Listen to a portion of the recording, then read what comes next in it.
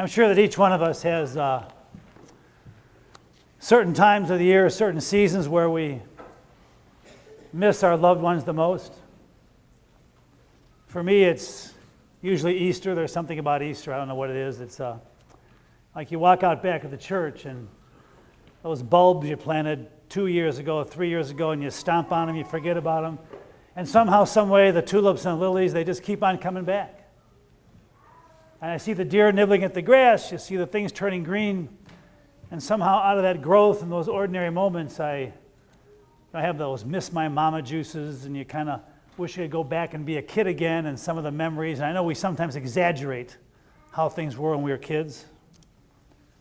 I used to love to go to Mount Greenwood and Roseland, those little houses that were about as big as my office. And my grandparents always cooked lamb. I hated lamb back then. I couldn't stand the smell, except when I smelled it, it reminded me of my grandparents and how much they loved me and cared for me. And we'd sit down at the table, that little table, and back then they had Jell-O molds, little wobbly little things, and cherries and pears would kind of somehow hang in the middle. And then there was just something about those memories. And of course, my parents made us dress up. And it was like 87 degrees in the apartment, and there was plastic on the furniture, and we'd sit there and sweat and slip off the plastic onto the floor. And I couldn't wait for dinner to be over so I could get in my play clothes, and I put on my baseball glove. And in Roseland and Mount Greenwood, they had front steps. And I would tape up my old tennis ball with my glove, and I'd have these baseball games against the steps, the Sox versus the Yankees.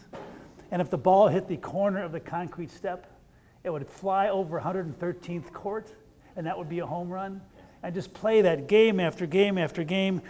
And somehow, some way, those memories and ordinary moments, that's where God lives.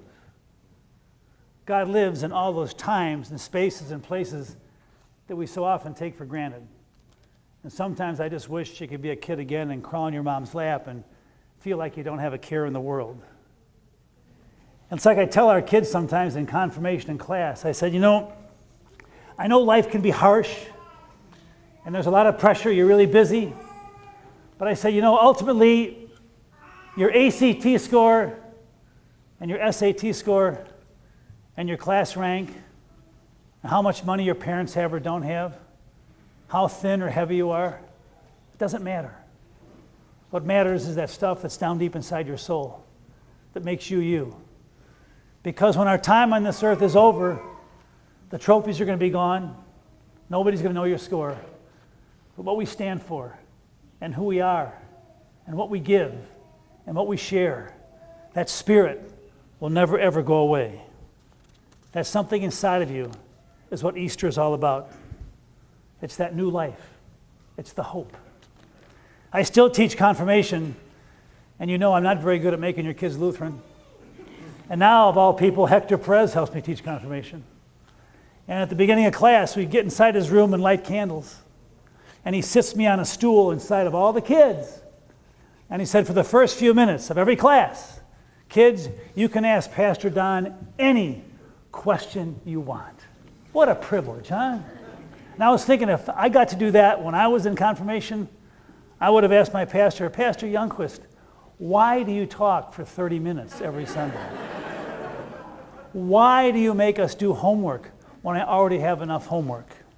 So anyway, Monday night, we're sitting there with candles, and I'm sitting in the middle, and the one kid raises his hand. He says, Pastor Don, what's your favorite brand of basketball shoes?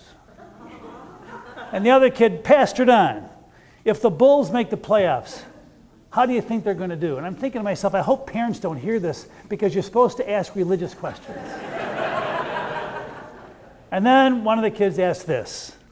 They said, Pastor Don, on Easter Sunday, did Jesus really, really, really come back to life? And all of a sudden, the room got quiet, and I got quiet. And I've been thinking about that ever since. And I told the kids, on that first Easter Sunday, Mary went to the tomb to anoint the body. That's what Jewish people did. And Jesus' body was not there. And so she goes into the garden, and she sees the gardener. And she said, Sir, do you know where they laid my friend Jesus? And the gardener says, Mary. And then Mary realizes the gardener is Jesus. She didn't recognize him, but something inside welled up in her. And later that day, all the disciples were gathered in that room, and the one disciple, Thomas, didn't believe that Jesus had risen from the dead. The windows were closed, the doors were locked, and somehow in the middle of that room, Jesus appeared, and the disciples felt different. And later that week, they were on the road to a small town called Emmaus, and they had a campfire, and they broke bread. And the disciples said, when we broke this bread, did you feel something different inside of you? And they said, yes, we did, because the risen Lord was there. Jesus did come back, but he did not look like the old Jesus. And they did not recognize him at first. And like Thomas, we may doubt, and we may wonder if Jesus ever came back or will come back. So I looked at my young friend, and I said, I know more about basketball shoes than about the Bible. And I'm not smart enough to talk for 30 minutes.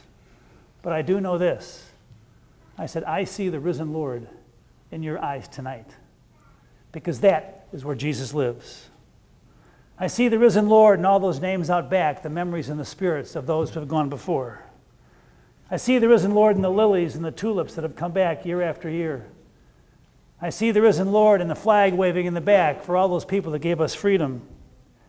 I see the risen Lord in your journey with chemotherapy, in your time in rehab, and a cup of coffee with a lonely stranger. And I realize that Jesus, this guy might have been gone, but the spirit that is in everybody, the spirit that's all over, it grows every single day. And yes, the Lord is back, and the Lord never left, and the Lord looks different every single day. And when we least expect it, Jesus will call us by name. Amen. If you're able to, please rise for the creed.